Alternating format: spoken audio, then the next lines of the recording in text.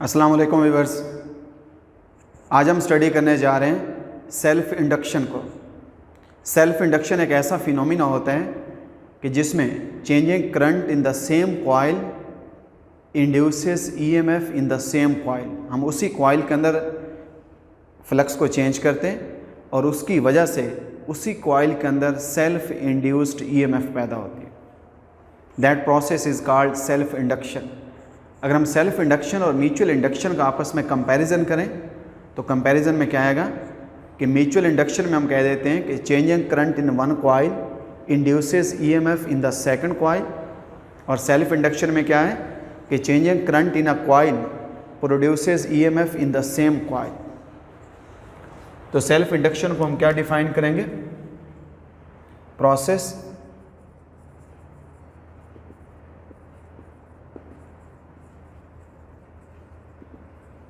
in which changing current in a coil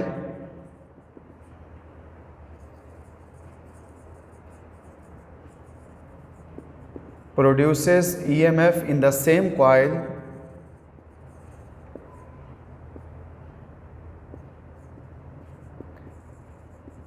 that process is called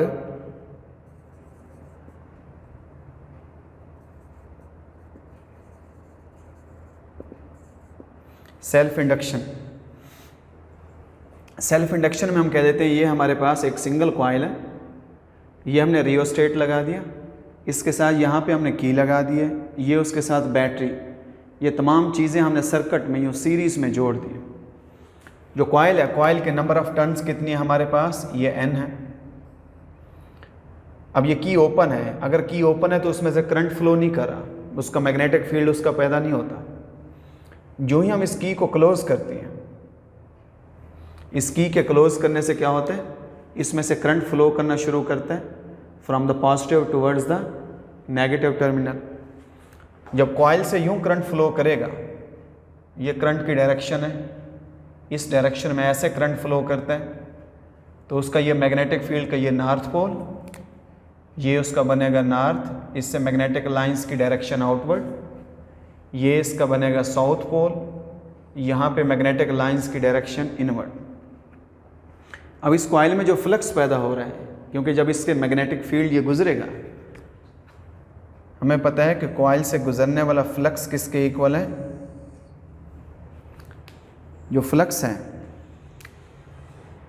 magnetic flux is equal to B A cos theta. ये इस coil से गुजरने वाला ये flux है। Single coil से जो फ्लक्स होगा उसको फाई कह देते हैं। अगर इसके n कॉइल्स हैं उससे टोटल फ्लक्स कितना आएगा? n phi. फ्लक्स किस पे डिपेंड करता है? डायरेक्टली इस करंट पे डिपेंड करता है। Directly depends upon current. जितना करंट ज़्यादा होगा उतना इसका जो मैग्नेटिक फील्ड पैदा होगा कॉइल का, वो मैग्नेटिक फील्ड ज़्यादा पैदा होगा। जब इसका मैग्नेटिक फील्ड ज़्यादा होगा, उससे गुजरने वाला जो मैग्नेटिक फ्लक्स है वो भी हमारे पास लार्ज होगा। इस प्रोपोर्शनैलिटी कांस्टेंट की जगह हम क्या लिख देते हैं? Multiplied by proportionality constant L multiplied by I। इसको मैं कह देता हूँ इक्वेशन 1 है, where L is self inductance of a coil that depends upon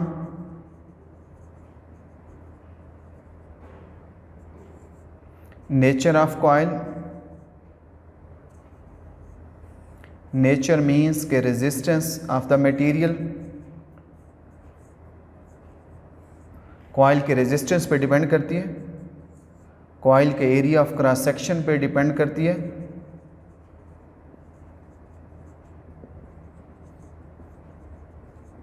area of cross section of coil.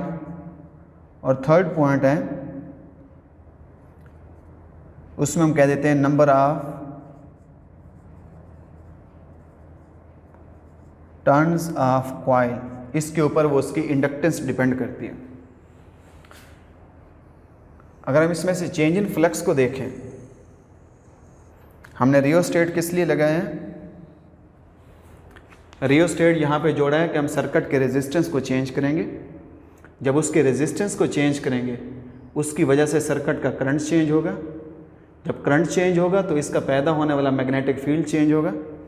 जब मैग्नेटिक फील्ड चेंज होगा तो कॉइल से गुजरने वाला फ्लक्स चेंज होगा, और जब फ्लक्स चेंज होगा then change in flux with respect to time, इसकी वजह से क्या पैदा होगा उसमें इंड्यूस्ड ईएमएफ। तो जब तक हम रियोस्टेट से यहाँ पे रेजिस्टेंस को चेंज करते रहेंगे, सर्किट का करंट चेंज होता रहेगा, मैग्नेटिक फील्ड चेंज होता रहेगा, तब तक उस कॉइल के अंदर उसमें इंड्यूस्ड ईएमएफ पैदा होता रहेगा due to rate of change of flux, and that induced EMF is called self induced EMF. और जो सेल्फ इंड्यूस्ड ईएमएफ होती है उसको हम बैक ईएमएफ भी कह देते हैं।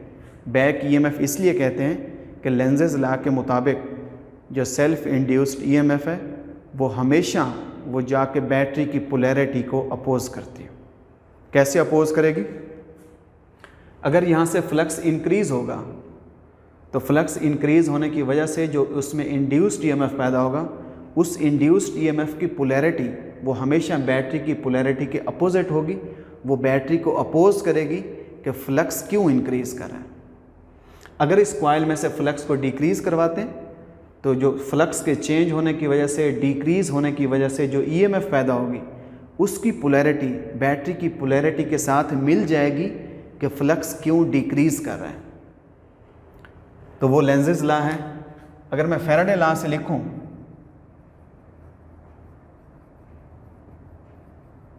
भाई Faraday law of electromagnetic induction, Faraday law किसके इक्वल है?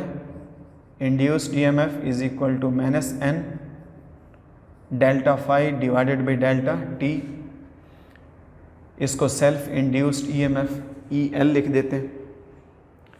N यहाँ पे कांस्टेंट है, इसको उठा के हम इस डेल के अंदर लिख सकते हैं minus delta N phi divided by delta T by equation 1। N phi किसके इक्वल है? LI। तो induced EMF in the coil that is equal to del LI divided by delta T. L को वहाँ से L फिर constant है, इसको हम डेल एक वेरिएशन का नाम है, उस वेरिएशन से हम उस कांस्टेंट को बाहर उठा लें तो उस वेरिएशन पे कोई फ़र्क नहीं है। तो self induced EMF is equal to self inductance of the coil multiplied by rate of change of current in that coil.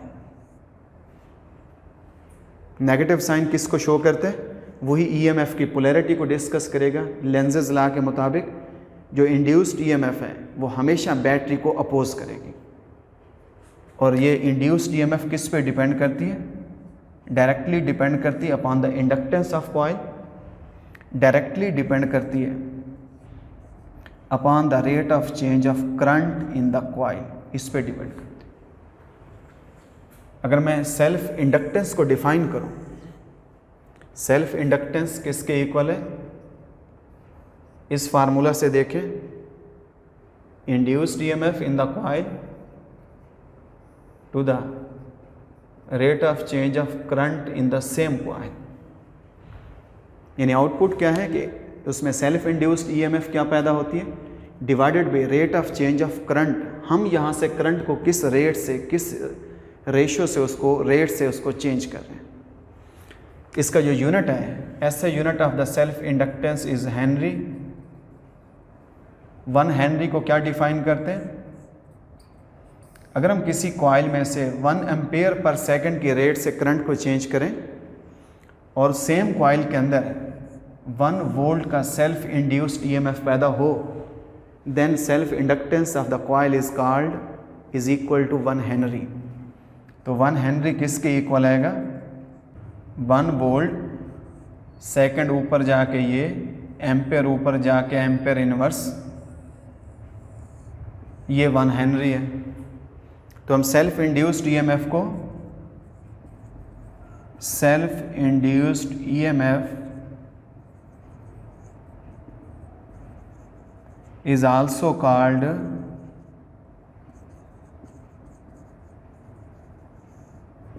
Back EMF, हम इसको बैक ईएमएफ भी कह देते हैं। तो आज के लेक्चर में हमने किस चीज़ को स्टडी किया?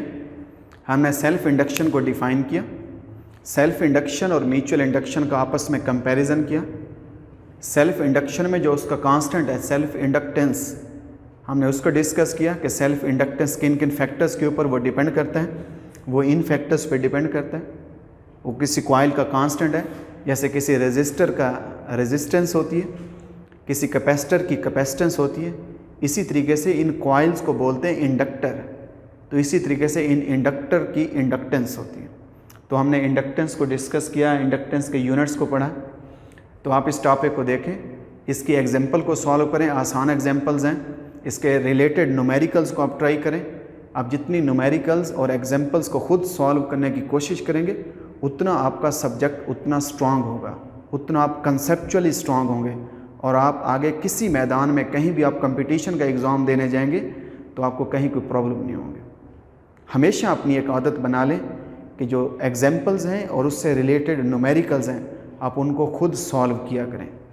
आप ट्राई करें, उन चीज़ों को सॉल्व करें, सब्जेक्ट को स्टडी करें। कहीं कोई प्रॉब्लम आता है तो मैं आपके साथ हूँ। Thank you so much.